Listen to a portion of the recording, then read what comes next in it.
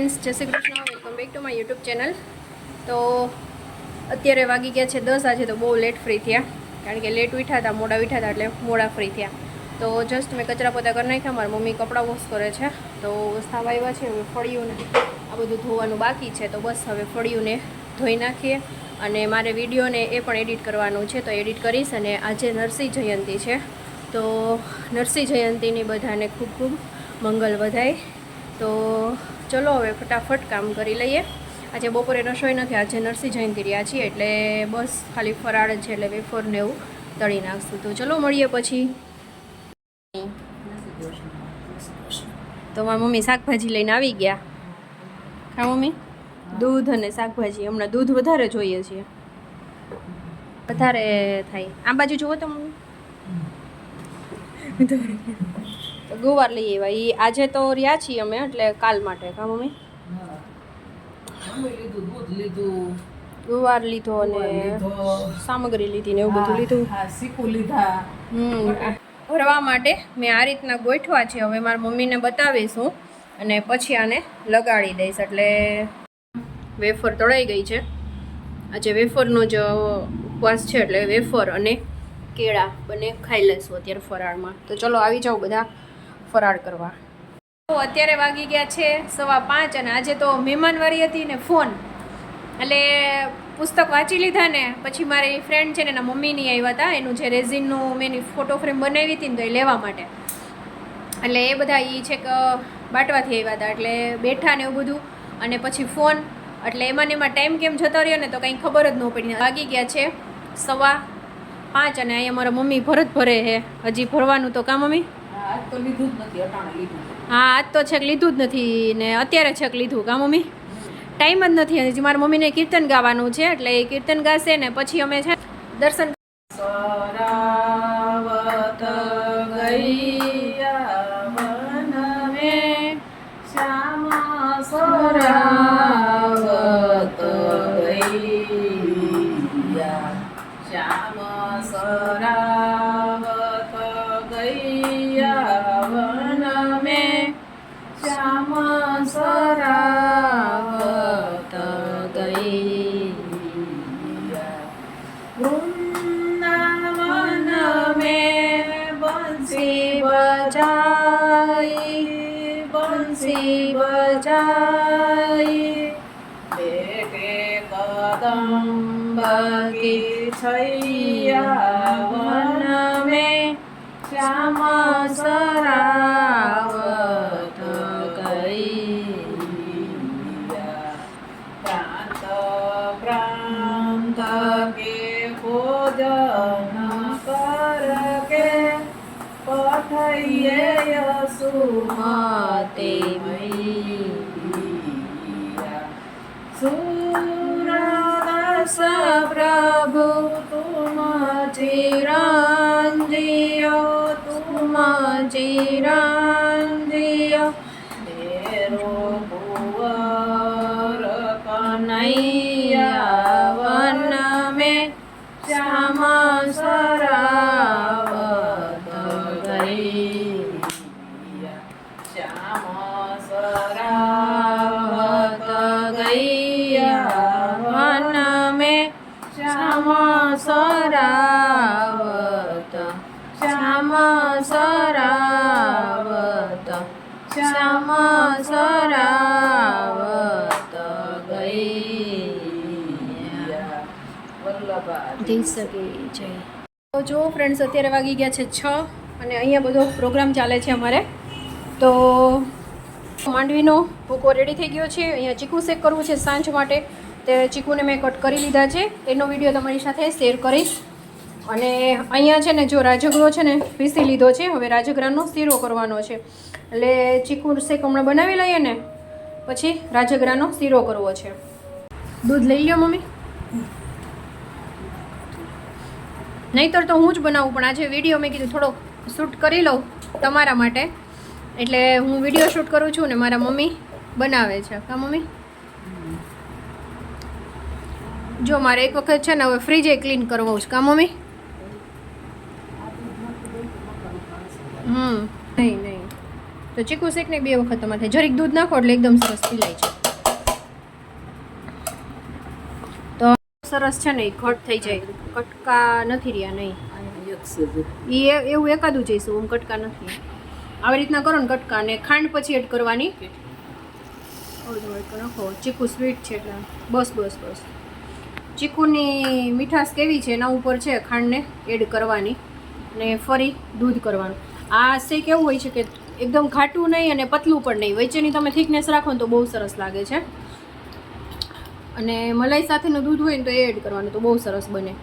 અને ice cream with ચીકુ શેક છે ને એ મેં બનાવેલો છે, મારી વ્રજકુક ચેનલ છે ને એમાં તમને મળી જશે. તો હા, એટલે વ્રજકુક ચેનલ છે ને એમાં પણ તમે લોકો વિઝિટ કરજો તો તમને ખબર પડશે. તો ફરી આપણે એને ચન કરી લેશું. ચીકુ શેક બનાવી લીધું. કા મમ્મી બની ગયું ને?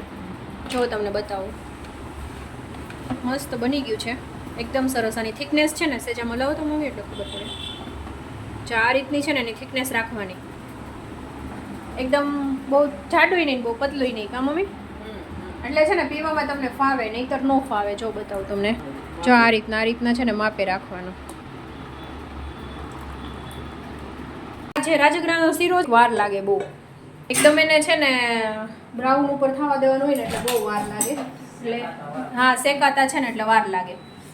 એટલે મેં કીધું પેલા ઘી એડ કરી દેવાનું. કેટલું?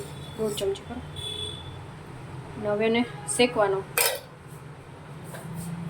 અને હાઈ ટુ મીડિયમ ફ્લેમ ઉપર એને શેકવાનું. અને આમાં કાજુ બદામ ને કિસમિસ પણ તમે નાખી શકો. તો એટલે મારી મમ્મી અત્યારે પહેલાં સુધારી લે. આમાં તમે દૂધ કરો કે પાણી કરો છો? શેકાણો નથી. શેકતા ને ઠાકી જાય ને તોય છે ને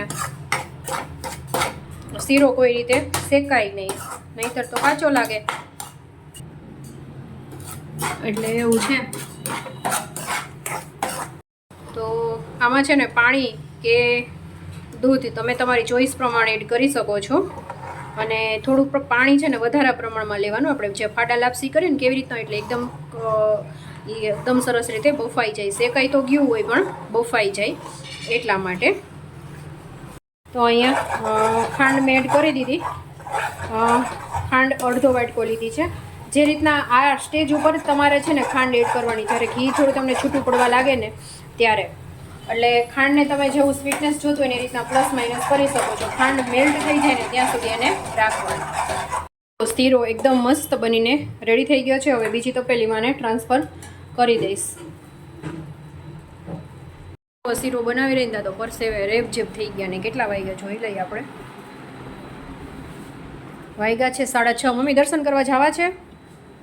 દર્શન કરીને આવી ગયા ને 7:45 દર્શન કરીને આવ્યા છે. મોડા હતા કારણ કે તિલકમાં દર્શન 6:30 પહેલાં જ થયા હતા, અને 6:30 અમે લોકો ગયા હતા એટલે 1 કલાક બેસવું પડ્યું. 7:30 દર્શન થયા. તો શીરો તો બનાવીને ગયા હતા જ રાજગરાનો. તો આવીને અહીંયા જો માંડવી બટેટાની ખીચડી કરવી છે, તો એના માટે છે ને મેં તેલ મૂકી દીધું છે. અંદાજે 2 મોટી ચમચી તેલ મૂક્યું છે. અને આ જે છે ને વેફર બપોરે તળેલી હતી ને એ લીધું છે, કારણ કે જે નોર્મલ દરરોજ ડેઈલી ખાતા હોય ને એ તેલ છે ને અમે ઉપવાસમાં નથી લેતા, ફ્રેશ તેલ જ લઈએ છીએ. તો જો તેલ આવી છે એટલે જીરું 1 ચમચી એડ કરી દઈશું. લાલ જે સૂકેલા મરચાં હોય છે એ, અને પેલી લીલા છે લીમડાના પત્તા. જો મારા મમ્મી કહે છે તીખીને સરસ કરજે. 1.5 ચમચી હું આદુ મરચાંની પેસ્ટ એડ કરું છું, કારણ કે લાલ મરચું અમે સ્કીપ કરીએ છીએ. ઉપવાસમાં લાલ મરચું છે નથી કરતા એટલા માટે. હવે આને છે ને 1 મિનિટ માટે સાતળી લઈશું કે જેથી એની કચાશ હોય ને દૂર થઈ જાય એટલા માટે. હળદર નથી અમે ખાતા, અમે લાલ જે ચટણી હોય છે ને એ જીરું ગરમ મસાલો એ બધું ખાઈએ છીએ.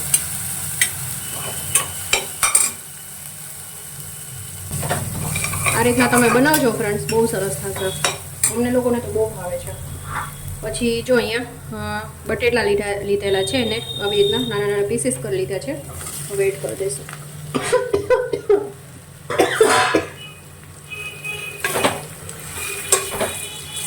સરસ રીતે મિક્સ કરી લઈશું.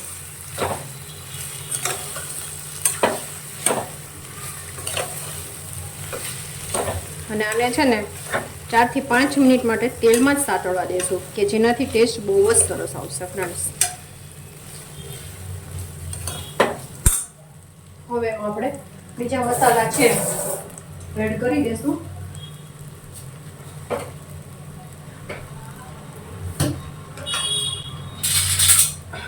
જેમાં ટેસ્ટ પ્રમાણે સિંધવ નમક,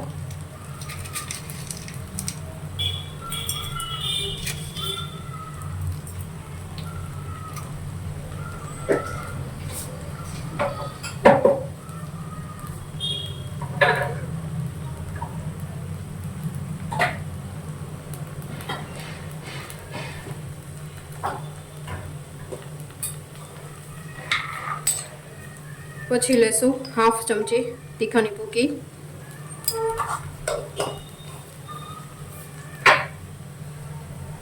તમે જો લાલ મરચું ખાતા હોય ને તો લઈ શકો છો, ઉપવાસમાં ખાતા હોય ને તો.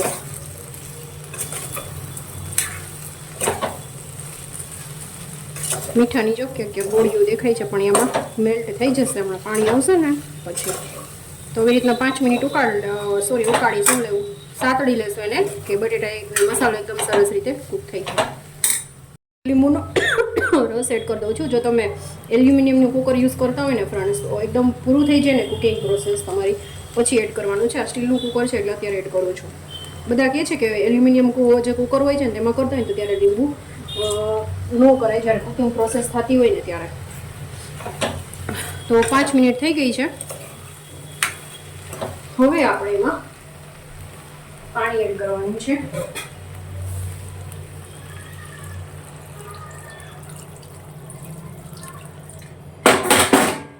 ફરી મિક્સ કરી લઈશું. કુકર મારું નાનું કર્યું છે થોડું. અને અહીંયા આપણે માંડવીનો ભૂકો એડ કરી દઈશું અને સરસ રીતે મિક્સ કરી લઈશું.